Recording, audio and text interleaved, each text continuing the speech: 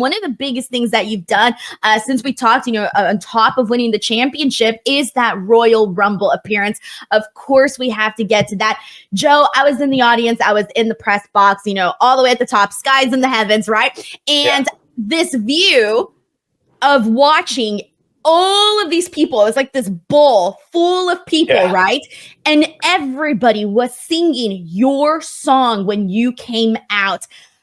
Wow, Joe, I felt so happy for you, like seeing that happen. But what was that moment like? Like you're waiting the 10-second countdown, your music's about to hit, you're about to walk out, you get out there, you do your bit, but then on top of that, there's all these people. Talk to us about what you felt like before you walked out there and once you walked out there. I'm not going to be able to do a good job of explaining the feeling because I still haven't processed it. It was just so overwhelming and so awesome. And, I've seen the clip back a bunch of times. And also it's so cool to watch it and just see the TNA championship in that environment as well. And, just when I kind of like took the belt off and put it on the shoulder and then ran just really cool to represent TNA at the Royal Rumble, and to be able to interact with the people that I did. There was a moment where I was like, right, I am literally.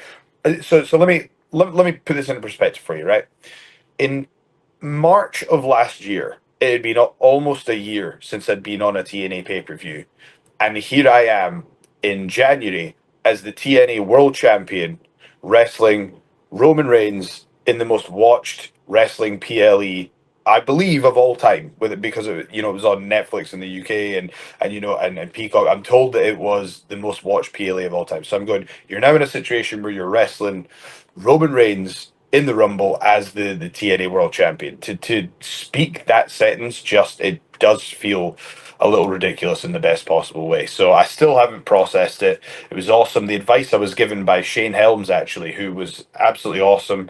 I really enjoyed working with Shane Helms, and something that he told me, and I actually, even though we're at odds from time to time, JBL told me as well, which is take a second to just take the moment in.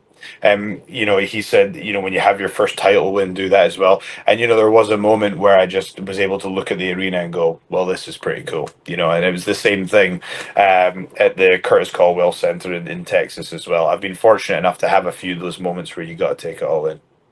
Were you nervous at all? No. Which is strange because I usually get nervous. For some reason, I don't know why I wasn't nervous for my title match or the Rumble, which is very unlike me. It was unsettling. I was like, I don't know why I'm not nervous. I'm usually nervous. I wasn't nervous for either of those.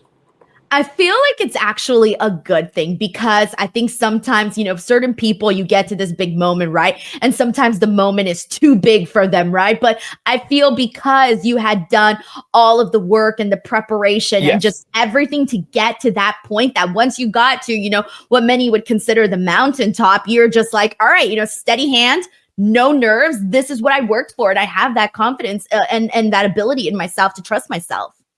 You're 100% right. The way I try and look at it and explain to people is it's like, what? Sometimes in life you just have to go out there and do the business, and it would those, the title win and the Royal Rumble were two of those moments for sure.